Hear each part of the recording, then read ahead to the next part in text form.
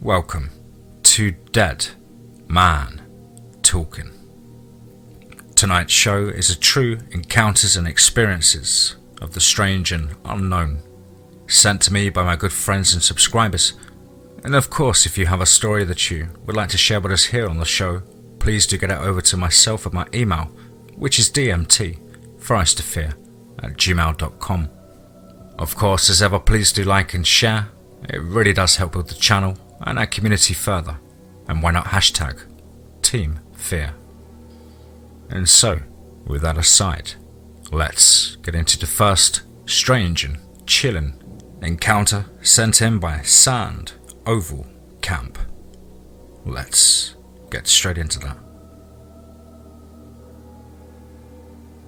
Hi DMT, I am a law enforcement officer in the state of New Mexico and a former combat army sniper.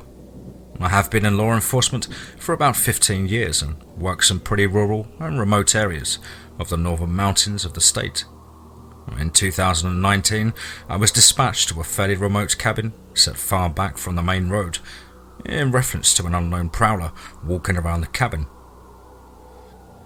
It was about 7 in the morning when I received a call for the service and advised my dispatcher I would handle the call alone. Now, upon arrival, I was greeted by the cabin owner, who was pale as a ghost and visibly shaken up.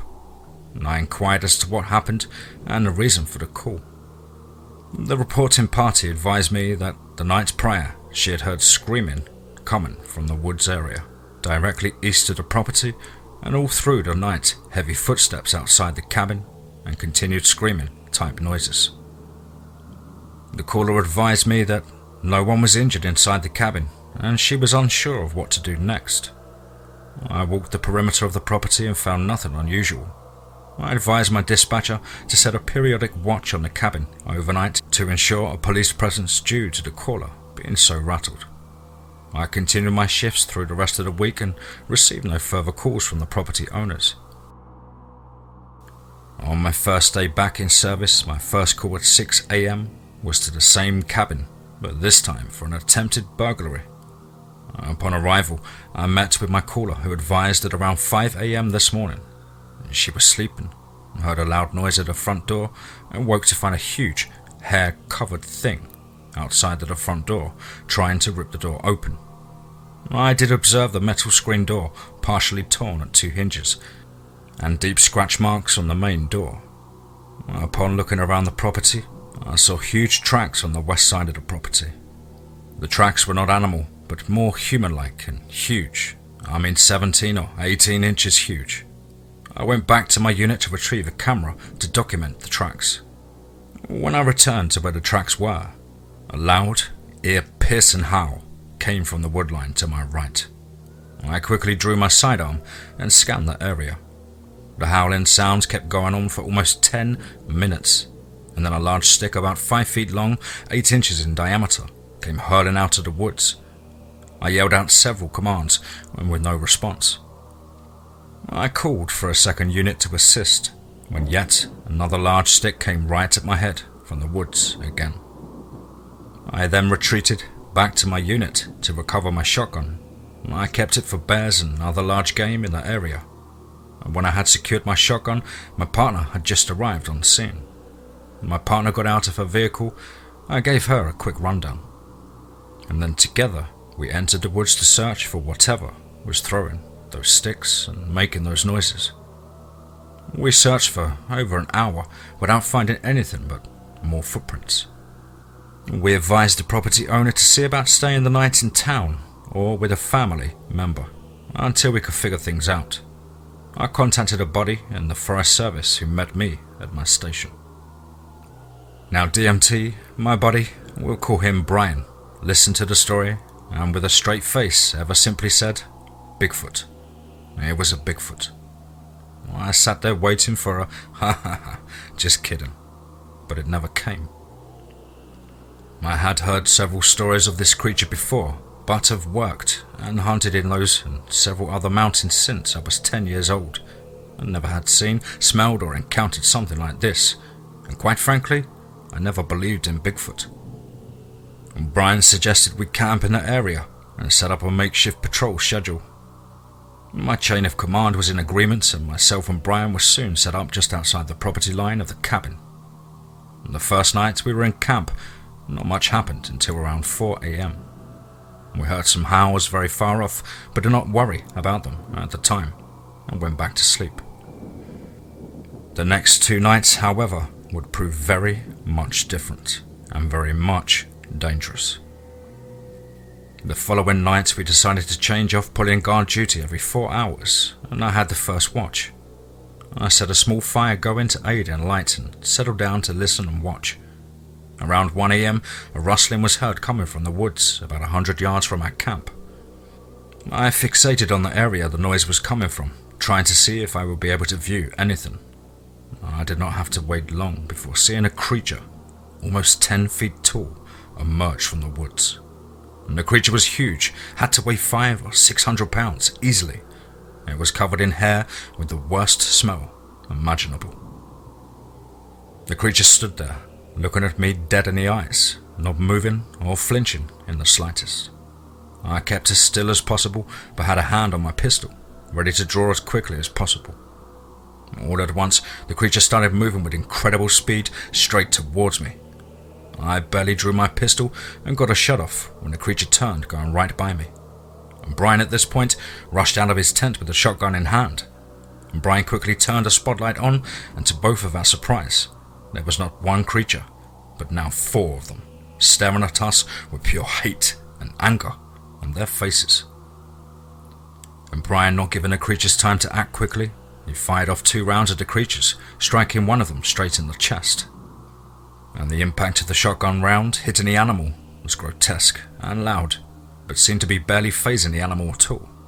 The 3 remaining creatures quickly made their way towards the 2 of us without hesitation. And one of the creatures grabbed the tent and tore it into the air with the ease of a man plucking a feather from the ground. I was able to get 3 shots off rapid fire into one of the creatures, to which also seemed to have little to no effect at all. And then all of a sudden, the creatures took off back into the woods. Brian then turned and faced me and said, "You believe me now, bud?" And what could I say at that point? I mean, damn, yeah, I guess so now. Neither of us slept that night, and upon daybreak, we returned to my unit. After catching a quick nap, we regrouped our equipment and gear and started on foot back to the area. And we decided not to set the camp back up, but wait the night out in the open. This time, however, we did back up against a large rock formation to shelter us from an attack from behind. And just as dusk had started, the creature started to howl from all directions, and this time, instead of sticks being thrown, large rocks started being thrown at us. We sought cover as best as possible in the rock formation, and soon after, the creature started our advance. And the first creature, the largest of them all, was leading the group. Both the creatures we had shot the night before were there as well, and seemed unfazed by the prior night's battle. Myself and Brian prepared for what we believed would be the fight of our lives. As the first creature kept advancing, I fired 2 rounds from my .308 rifle into the creature's chest, and it did slow the creature slightly, as Brian was firing on a second creature. When we started to fire, all of the creatures quickly scattered into various directions. The creatures continued to try and get back behind us, but due to the rock formation, were unable to. And we continued to fire at the creatures for about half an hour until it got eerily quiet. The silence continued for around 2 hours, and Brian and I figured that we had inflicted enough damage to the creatures to make them run off. And sadly, we were wrong. A large rock came hurling through the air, striking Brian on the left arm and shattering his bone in his arm. I quickly pulled him down and under a rock overhang and rendered what aid I was able to while trying to figure out where the creatures were. The creatures then began howling again from all over. It seemed as if there were 100 of them out there at this point. Luckily for us, someone must have heard all the commotion and contacted my department. One of my department's helicopters soon showed up in the air above us. I swear, the sight of that helicopter was a much-needed boost. The helicopter flashed its lights on us twice to let us know it had spotted us. About 5 minutes later, 6 other officers showed up to assist. We got Brian out of the rock formation and loaded onto the helicopter to get him medical assistance ASAP. I returned to my station and briefed my sergeant, who could only sit there and listen, unable to come up with a rational explanation for the events that unfolded. The next day, we contacted the Department of Game and Fish and the Forest Service, who advised us that they would take over the investigation, and soon after, we got a call from a federal agency advising myself and members of my department to keep a lid on what took place. And I returned to the site a week later and found the area to have been partially burned and not from a wildfire either.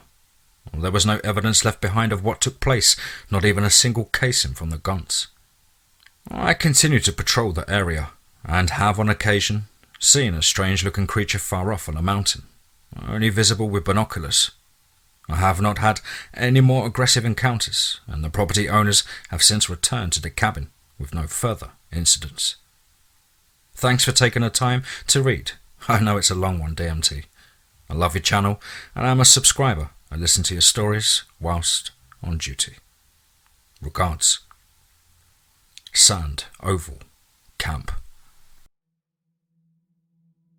Wow, that was absolutely chilling. Thank you ever so much, buddy, for sending it over to me. Reminds me a lot of Brian Neely, a fellow officer, and also one of my first Dogman encounters that I covered, one of the true encounters that is. In a similar scenario, Brian had to take a call at an odd hour of the morning out to a very, very rural place, and I believe it was a trailer home way back into the woods on an old dirt road, and there was pretty much nothing else out there. And he got there and the owners would even come out of the trailer house. But then, of course, duty took over his instincts, and he ventured further into the woodline sort of surrounding the trailer, and was met with a hostile atmosphere and growls and threats of all sorts. But again, thank you ever so much for sending that over. That's really one for the collection there. And I'd love to hear anything else that you might have for me. Moving on to this next story. It was sent over by my good friend, Paddy Moon. And this is a true story about her dad's near-death experience and the unconditional love between a father and his teeny baby daughter. And it's entitled, A Father's Journey to Heaven and Back. Let's get straight into that. A short backstory. My name is Paddy Joe, and I'm from a small town in West Virginia named Wellsburg. This is a true near-death experience that my father had gone through, and this is a story of a father's love, of the bond between a father and his daughter. April 16th, 1944. My grandma gave birth to a baby boy, my dad, and that evening, after nursing and changing his diaper, and my grandma was tired and needed to rest, the nurse came and took him back to the nursery. An hour later, she started to hemorrhage. The doctors did everything they could to stop the bleeding, but to no avail. Grandma Mary sadly passed away. Daddy never got to know the love of a mother's touch and all the beautiful feelings and the bond between a mother and son. All he had was pictures of Grandma Mary. She was a very beautiful woman. My grandfather, being a grieving widower, he went home to his grandparents and never cared for him until he was 2 years old. My grandfather remarried to my grandma, Norma. Dad went to live with his dad and stepmom. As the years went by, my grandma Norma and Pop went on to have 6 more children. Sandy, Rita, Rick, Albert, Gary and Danny. I'm only 25 days younger than my Uncle Danny. It was April of 1968. It was a normal spring day. Mom and Dad were sitting on the living room couch watching my older brothers, Billy and Clay, play with their toys. Mom was pregnant with me and was having a craving for pizza. In our little town of Wellsburg, WV, we have the best pizza in the tri-state area. I'm not sure if I can mention names, but if you live anywhere near Wellsburg, you know where I'm talking about. And well, Dad got in the car and off to pick up the pizza and headed up to Washington Pike to bring Mum what she was craving all that day. As he drove up the hill, Elvis Presley's Blue Suede Shoes was playing on the radio. Dad was smiling and jamming to Elvis when he went to turn up the volume, and he took his eyes off the road for just a split second. In that second, a car came speeding off Old Washington Pike, rammed my dad on the passenger side of his car and pushed him into oncoming traffic. He was then hit head-on by another car coming down the hill.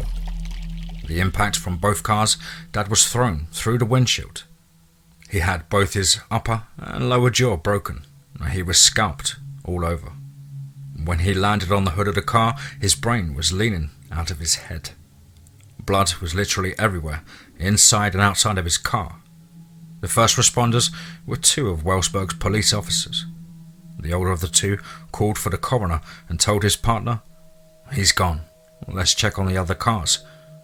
The younger officer, knowing my father personally, ran over and checked for a pulse. "He's got a pulse," he screamed to his partner. The EMTs rushed Dad to the hospital for life-threatening injuries. They looked at each other with such sadness in their eyes. They both thought this poor young man is not going to survive. His skull was literally cut by the windshield. The doctors worked feverishly to keep my dad alive. They put his brain back into his skull and put his head back together, quite literally. He had both jaws broken. After completing their work on Dad's head, he coded, and the doctor screamed, "Code blue!" Chest compressions were started, but to no avail. Dad had passed away on the operating table. The doctors didn't give up on my dad, and the doctors doing CPR screamed at my dad, "You didn't come this far to die on me." Dad's soul had moved on to heaven. These are the words my father told me, and I will tell you to the best of my recollection. I was floating to heaven when I noticed another gentleman's soul was going to heaven as well. He got caught in the motor of the airplane's wings. He kept floating to heaven. And when I reached heaven, and yes, it is beautiful, Jesus came running to me. The only way that I can describe the sound of Jesus running to me was like Clydesdale horses make when running. His eyes so bright that I couldn't look him in the eyes. And Jesus then pointed in the direction of the path I was to take. I was walking down the Lord's path when I came upon what looked like a cave. And there, sitting on a log, was my mum. Her back was to me. I asked her please to turn around so that I could see her face. Mum replied, "I can't, Billy. You won't go back, and your daughter is going to need you in her life." And with that, I left my mum in heaven and rushed my soul back into my body. May 26th, 1968. I was born. In the delivery room, Mum and Dad were arguing about my name. Mum wanted to name me Bobby Joe. Dad, with his jaws wide shut, said Paddy Joe. The doctor walked out of the room, went to his office and filled out my birth certificate, and handed it to my daddy and said, "You went to heaven and back for this little girl. Her name is Paddy Joe." And on May 19th, 2015, I kissed my father's forehead for the last time and thanked him for coming back for me. I hope you all enjoyed my true story. Regards, Paddy Joe.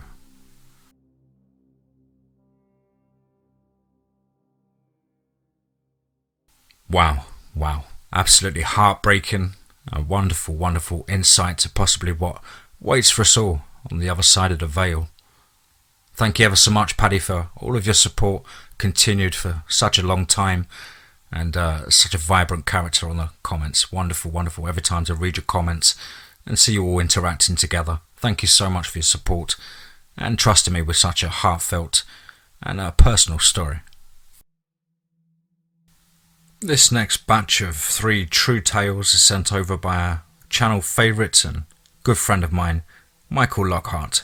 and other stories and tales that he heard as a young man growing up with his family.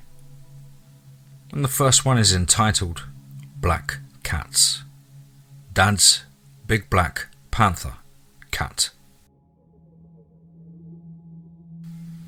Cryptid black cat stories abound in East Texas. My dad regularly told us the story of his big black cat encounter. He told it consistently, and when it came to the part about Slim, he understood that he cast doubt on the veracity of his own tale by mentioning it. I believe that he was never entirely sure himself of what transpired. He may have told the tale so often as a means of trying to decipher the puzzle.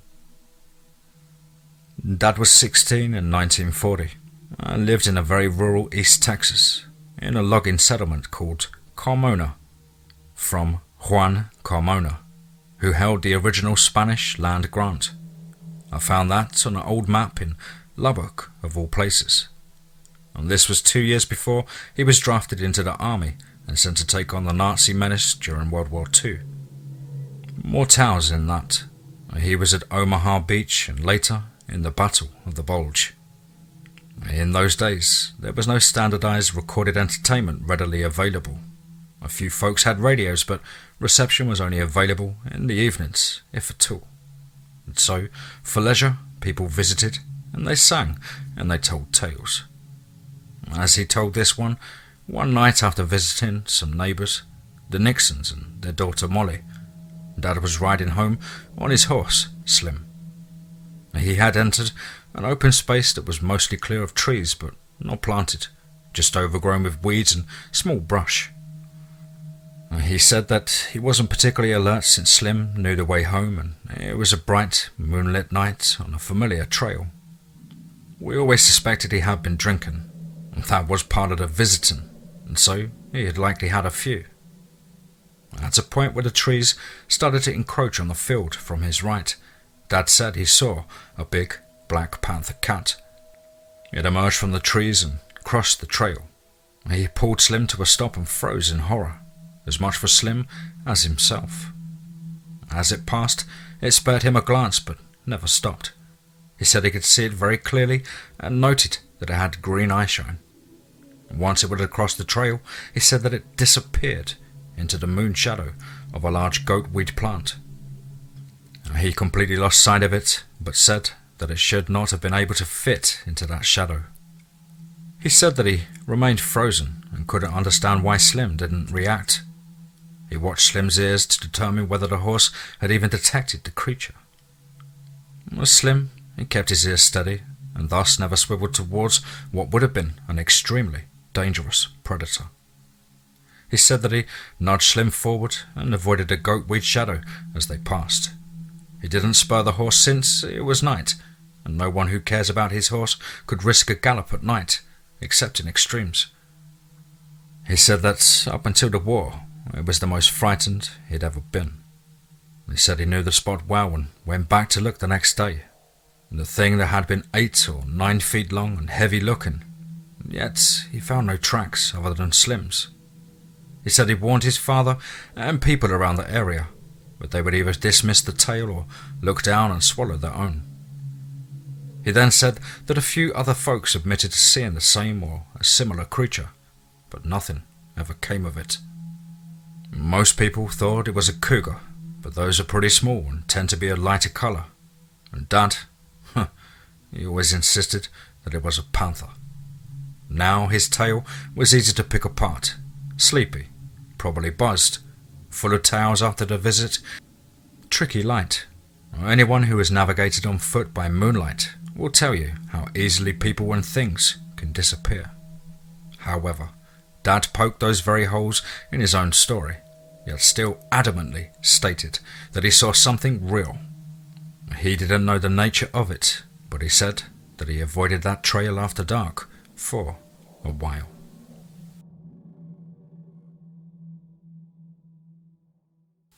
This next one was Mars, Uncle Jim, and the spooky cat. Let's get straight into that. Black cats, big or small, possess a lineage of mystique and often menace. The warning that a black cat crossing one's path indicates bad luck derives from an older concept of the black cat being a warning to be cautious against ill luck. Ma used to tell a story that her Uncle Jim always maintained was true. Now this would have been in the 1920s or early 1930s in Trinity County, Texas. Uncle Jim was admittedly drunk at the time, but claimed that he was good at it, being drunk, and so he knew what was what, even so. As he was making his way home on foot, he started to cross an old bridge sitting high over a large creek. He saw a big black cat about the size of a large dog or goat sitting in the middle of the bridge. He stopped at the edge of the bridge when he saw the cat, and he said it turned its head and looked at him. He said it blinked its eyes at him and then said, "Follow me, my darling," and then leapt from the bridge. He looked down at the water, but the cat, it had vanished. He was spooked and decided to take a longer way home across a different bridge. And sure enough, the bridge collapsed not long afterwards. It almost took a wagon team and a driver with it.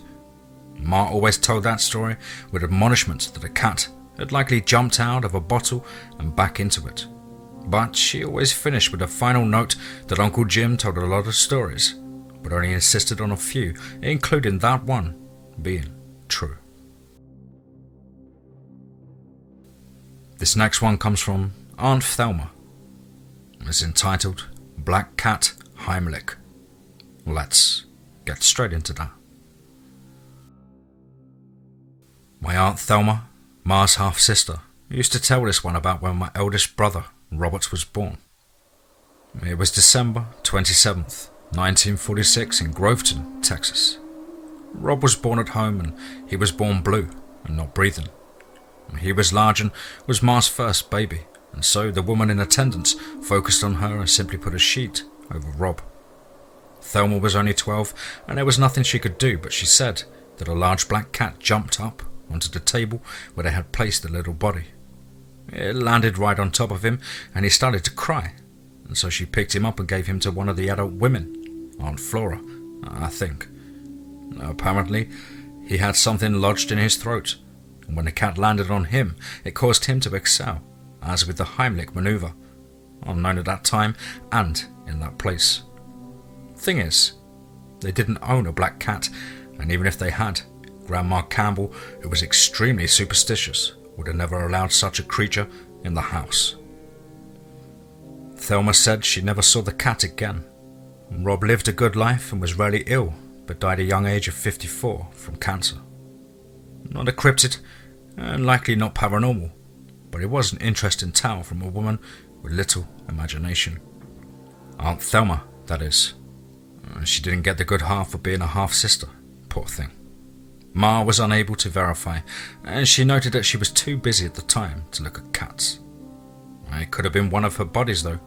She was fond of animals, and they were naturally drawn to her.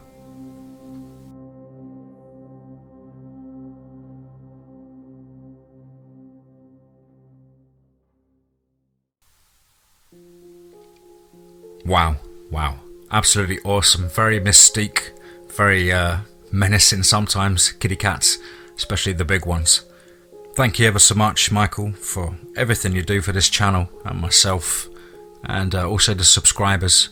I know you offer a lot of support for people who want to help with the writing skills or proofreading and editing a few things. Really do appreciate it, buddy. Thank you so much. I often find that these tales that are handed down from generation to generation, almost kept within the family, are sometimes the most interesting and intriguing, and just now and then there's a diamond in the dirt that's absolutely chilling. Well, that's it for this episode, guys, of true encounters and strange experiences with the unknown and possibly deadly. As ever, if you yourself have a true experience or something that didn't quite make sense, left you scratching your head or left you completely chilled to your bone, please do get in contact with myself. I'll be more than happy to go through things with you, hopefully answer any questions you may have, and of course get your story onto the channel to share with the lovely folks. And you never know, your tale may unlock that little secret or that little piece of the puzzle for a listener out there listening to the show. As ever, please do like, comment and share. It really does help with the channel and our community further. And why not hashtag TeamFEAR. As ever, I hope you're not going too stir crazy at home with this lockdown and quarantine worldwide, and are keeping yourselves occupied and busy and focusing on the positives, time with family or a loved one, and trying to enjoy the simpler, more basic needs in life. But above all, guys, from the bottom of my heart, remember, be safe, not sorry.